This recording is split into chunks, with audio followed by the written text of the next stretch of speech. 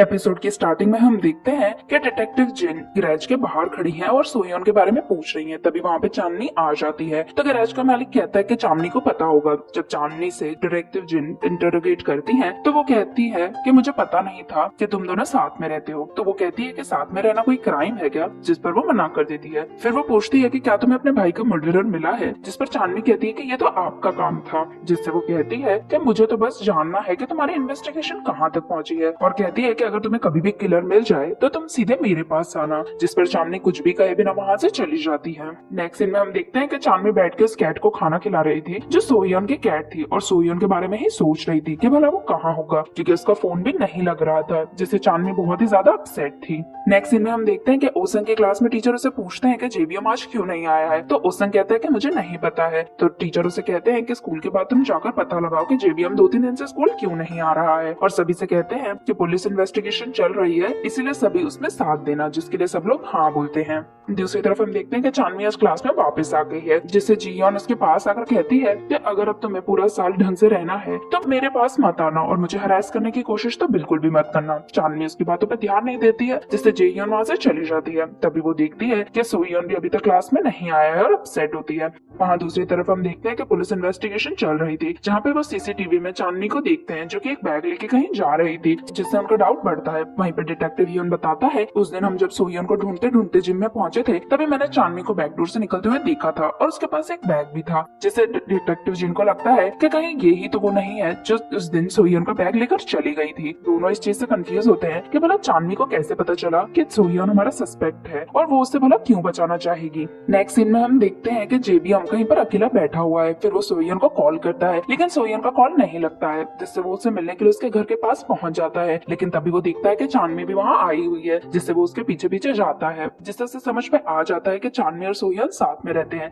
फिर वो चांदनी को कॉल करके कहता है कि मुझे तुमसे मिलना है, क्या तुम पास के कैफे में आ सकती हो, जिसपे चांदनी अग्री करती है और वहाँ से जाती है। लेकिन हम देखते हैं कि जेबीएम अभी भी टेरेस पे ही है। दरअसल उसे सोयन का घर चेक करना था। जब चांदनी वहाँ से चली जाती है तो वो सोयन के घर के अंदर जाता है। वहाँ उसे चांदनी के कपड़े मिलते हैं और साथ ही उन दोनों की खिंचवाई हुई पिक्चर्स भी मिलती है, जिससे वो समझ आता है कि सोयन और चांदनी एक दूसरे के साथ में रहते हैं, और इन सब चीजों से वो बहुत ही ज्यादा कंफ्यूज होता है। वहीं दूसरी तरफ हम ओसन को देखते हैं जो कि जेबीएम के घर पे था, जहाँ पे जेबीएम की मदर कह रही थी कि वो 2 दिन से नहीं मिल रहा है, इसलिए इस बार भी तुम्हें मेरी हेल्प करनी पड़ेगी उसे ढूंढने में। ओसन कहता है कि आप चिंता मत करो, वो मेरे भाई जैसा है, मैं उसे जल्दी ही ढूंढ लूंगा। जिस पर वो कहती है कि मुझे पूरा भरोसा है, वैसे भी जेबीएम को लेकर मैं सबसे ज्यादा ट्रस्ट तुम्हें ही करती हूँ, जिससे ओसन स्माइल करता है। नेक्स्ट सीन में हम देखते हैं कि जब तेसो एंड एजन घर आ रहे थे तभी डिटेक्टिव ह्यू उनका बाहर वेट कर रहे थे। वो कह रहे थे कि हमने तुम्हारा कॉल रिकॉर्ड चेक करा है और तुम ही हो जिसने सोयन को सबसे ज्यादा कॉल किया था। तुम्हें पता है कि सोयन कहाँ है। जहाँ पर वो कहते हैं कि किसी फ्रेंड को कॉल करना भी कोई क्राइम हो गया है, तो वो मना कर देते हैं। तो वो दोनों कहती हैं कि अगर आपको हमसे कुछ भी बात करनी है तो वारंट लेकर आओ, और उसके कोई भी सवालों का जवाब दिए बिना वहाँ से चली जाती हैं। उसके बाद तेसो अंदर जाकर एजन को कहती है कि अब डिटेक्टिव वापस भी यहाँ पे आ सकते हैं, इसीलिए मैं तुम्हें कुछ बताना चाहती हूँ। फिर वो बता देती है कि सोयन ही वो हीरो है जिसने जंग को मार के उसके पैर तोड़ दिए थे। एजन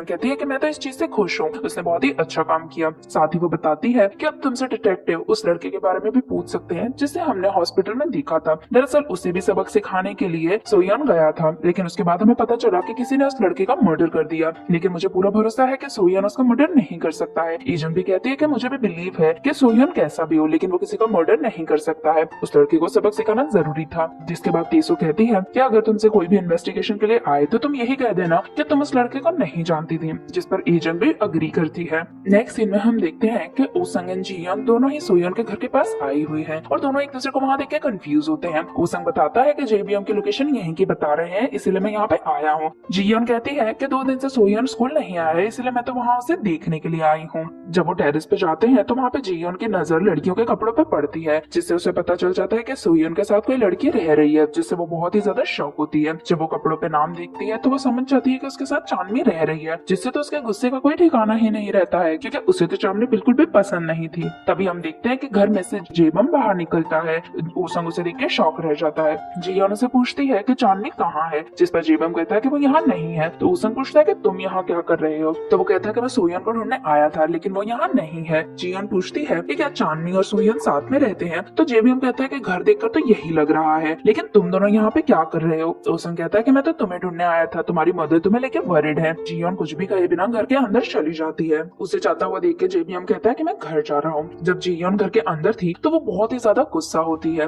वहीं दूसरी तरफ हम चांदनी को देखते हैं जो जेबियम का वेट कर रही थी। तभी जेबियम उसको मैसेज करके बताता है कि मेरी मदर का कॉल आया है, इसलिए अर्जेंटली मुझे घर जाना पड़ेगा और मैं तुमसे मिलने नहीं आ पाऊंगा। जिससे वो कहती है कि कोई बात नहीं। नेक्स्ट सीन में हम जियोन को देखते हैं जो कि बहुत ज्यादा गुस्सा थी, क्योंकि उसे बिल्कुल भी अच्छा नहीं लग रहा था कि चांदनी और सोयन साथ में रह रहे हैं। उसंग भी उसके साथ खड़ा हुआ था। वो कहती है कि मैं इस चीज का बदला जरूर लेके रहूंगी। तो उसंग उसे कहता है कि तुम क्या करोगी। तभी उसकी नजर चांदनी के स्कूटर पे जाती है। तो वो पूछती है कि ये चांदनी का स्कूटर है ना, जिसपे उसंग हाँ करता है। तो वो कहती है कि अब वो नहीं बचने वाली है।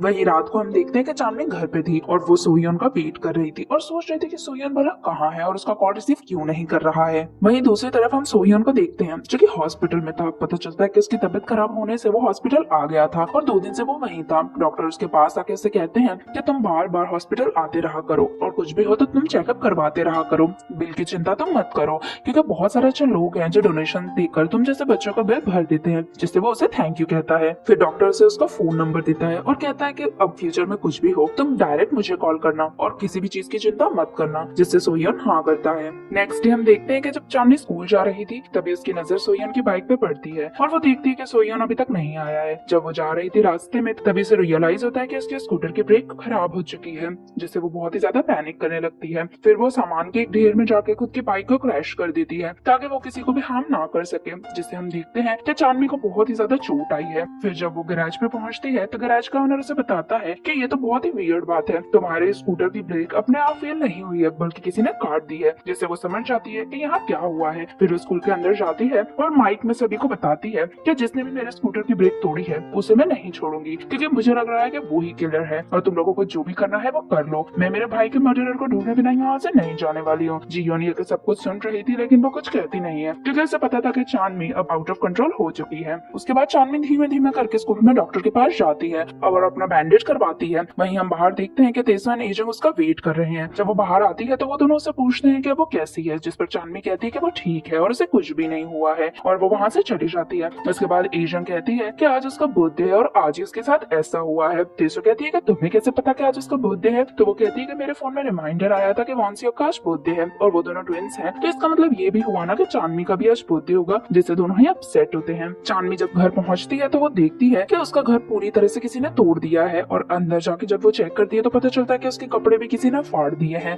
जिससे वो बहुत ही ज्यादा अपसेट होती है, क्योंकि अब वो क्या करे उसे भी समझ में नहीं आ रहा था। वहीं दूसरी तरफ हम देखते हैं कि डिटेक्टिव जिन अपने हस्बैंड से मिलने के लिए हॉस्पिटल में गई हैं और वो दोनों ही बहुत ही हंसी खुशी बातें कर रहे थे। तभी वहाँ पे सोयान आ जाता है एंड डिटेक्टिव जिन और सोयान एक दूसरे को देख के शॉक हो जाते हैं। अब यहाँ हमें पता चलता है कि डिटेक्टिव जिन को सोयान की सारी सिचुएशन के बारे में पता चल चुका है और उन्हें ये भी समझ में आ गया था कि सोयान कहीं भागा नहीं है बल्कि उसका इलाज चल रहा था, इसलिए वो 2 दिन से किसी को मिल नहीं रहा था। जब डिटेक्टिव से कहती है कि तुमसे मिलने के बाद मुझे ये चीज तो समझ आ गई है कि तुम अपने एज से ज्यादा मैच्योर हो, तो वो कहता है कि आपके हस्बैंड भी बहुत ज्यादा अच्छे आदमी हैं एंड आप बहुत लकी हो कि आपको इतने अच्छे हस्बैंड मिले हैं। साथ ही वो कहता है कि मुझे पता है कि आप जो भी मुझसे पूछताछ करती हो वो आपके काम का हिस्सा है और मैं उसमें बीच में नहीं पड़ना चाहता हूँ। डिटेक्टिव भी कहती है कि चिंता मत करो, मैं स्कूल में किसी को नहीं बताऊंगी तुम्हारी बीमारी के बारे में, लेकिन तुम अपना इलाज अच्छे से करवाते रहना।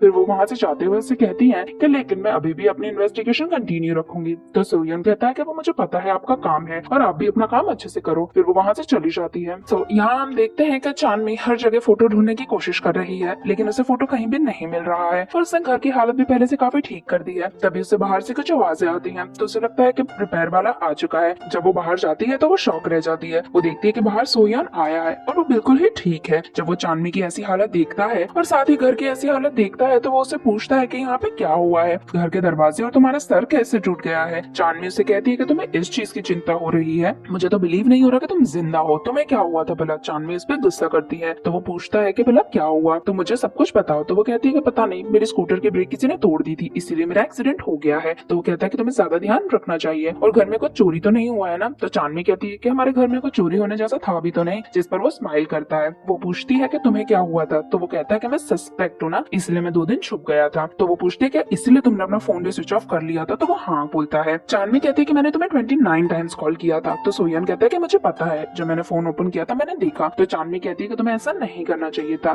तो सोहन उसे सॉरी कहता है इस तरह बिना बताए चले जाने के लिए। फिर सोहन उसे कहता है क्यों ना हम दोनों बाहर चलते हैं, यहाँ पर हम दोनों ही अभी बहुत ही ज्यादा स्ट्रेस में है। चांदनी को भी इसका आइडिया अच्छा लगता है। दोनों कैरियो के बाहर जाते हैं। जब वो दोनों अंदर जाते हैं तो हम देखते हैं कि चांदनी के सारे ही फ्रेंड्स वहाँ पर आए हुए हैं और उसके बर्थडे के लिए उसे सरप्राइज देते हैं, जिससे चांदनी बहुत ही खुश हो जाती है। सब में एजंग, देसो एंड जेबियम थे, जो तीनों ही उसके लिए बहुत ही ज्यादा खुश थे। चांदनी भी खुश होती है कि सबने उसके लिए बर्थडे पार्टी प्लान करी है। फिर वो कैंडल्स ब्लो करती है और पूछती है कि तुम लोगों को कैसे पता कि आज मेरा बर्थडे है? तो एजंग बताती है कि मेरे फोन में रिमाइंडर आया था कि आज वॉन्सियो का बर्थडे है, इसलिए हम समझ गए थे कि तुम्हारा भी बर्थडे है। देसो बताती है कि सही टाइम पर सोहिया ने भी अपना फोन स्विच ऑन कर लिया था, इसीलिए हमने उसे कॉल किया और इन सब में उसे इन्वॉल्व किया। जीवम कहता है कि मैंने भी सबकी बहुत मदद करी है, जिससे चांदनी बहुत ज्यादा खुश होती है। वहाँ पे तेसो नोटिस करती है कि चांदनी और सोहिया एक दूसरे को देख के कुछ ज्यादा ही स्माइल कर रहे हैं, जिससे वो अपसेट होती है और एजंग भी ये चीज नोटिस कर लेती है। फिर एजंग केक लेके चांदनी को लगाती है, फिर जिससे चांदनी हंसती है और वो भी केक लेके सबको लगाने लगती है। यहाँ पर हम देखते हैं कि सब बहुत ही ज्यादा एंजॉय कर रहे हैं।